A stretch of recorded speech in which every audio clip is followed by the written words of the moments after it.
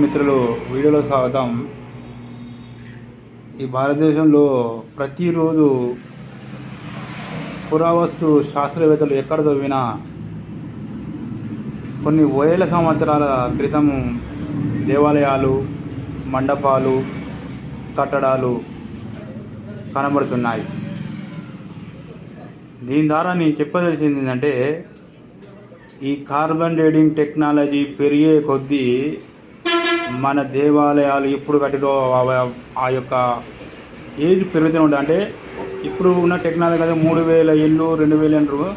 ఇంకా ఇంకా ఇంకా ఆ యొక్క కార్బన్ డేటింగ్ టెక్నాలజీ పెరిగినట్లయితే ఇంకా పురాతనమైన జరుగుతుంది. ఆ రోజు ఎన్నో లేదు తొందరలో ఉన్నది. ఎందుకంటే మనం అత్యంత పురాతనమైన దేశం. అసలుకు ఈ దేశం ఎప్పుడు స్టార్ట్ అయిందో ఎవరు చెప్పలేరు. విదేశీయులు ఒప్పుకున్నారు ఈ దేశం స్టార్ట్ అయ్యి ఇన్ని సంవత్సరాలని ఇన్ని యుగాలని లేదు. కాబట్టి ఈ యొక్క దేశం అనేది ఈ భూమికి బుడ్రాయి లాంటిది, అంటే నాభి లాంటిది. ఈ భారతదేశం అనేది ఒక సెంటర్ పాయింట్. అంటే ఒక మన ఇంట్లో 4-5 రూములు ఉంటే ఒక దేవుని గుడి అనే రూమే ఈ యొక్క భారతదేశము. కాబట్టి ఈ దేశంకి వచ్చిన విదేశీయులు కొంతమంది ఈ దేశం యొక్క అద్భుతాలు చూసి వాళ్ళు కూడా ఈ దేశానికి ముగ్ధులయ్యారు.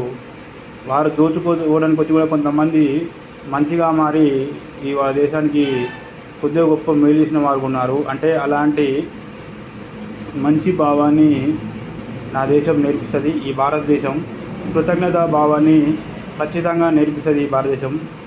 మనలో మనము ఇన్ని గొడవలు ఉన్నా కానీ ఒక బయట కూడా అంటే మనం భారతీయులని ముక్తఖండంతో ఏకీభవిస్తాం. ఇదే చాలా సంతోషకరమైన విషయం. కాశ్మీర్ నుంచి కన్యాకుమారి వరకు ఈ దేశాన్ని ఎవరైనా అంటే ముక్తఖండంతో 140 చిల్లర కోట్ల మంది మనం ప్రతిఘటిస్తాం. ఇదే భారతదేశం. ఎన్నో భాషలు, ఎన్నో రాష్ట్రాలు, ఎన్నో సంస్కృతులు అయినా కానీ ఒక్కటే దేశం, అది నా భారతదేశం. ప్రతి ఒక్కరూ నా సొంతంగా మనది అని ఫీల్ అయ్యే దేశమే నా దేశం అని అనగలిగే దేశం ఏదైనా ప్రపంచంలో ఉందంటే అది యొక్క భారతదేశం మాత్రమే. అన్ని కళలో, ప్రతి విద్యా రంగంలో, వైద్య రంగంలో, క్రీడ, ప్రతి ఒక్క రంగంలో, ప్రతి దాంట్లో ఆరితేరినదే ఈ దేశం.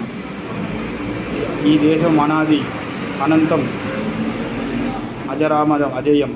అంటే ఈ దేశానికి ఆరంభం అంతం లేదు, నిత్య నూతనం.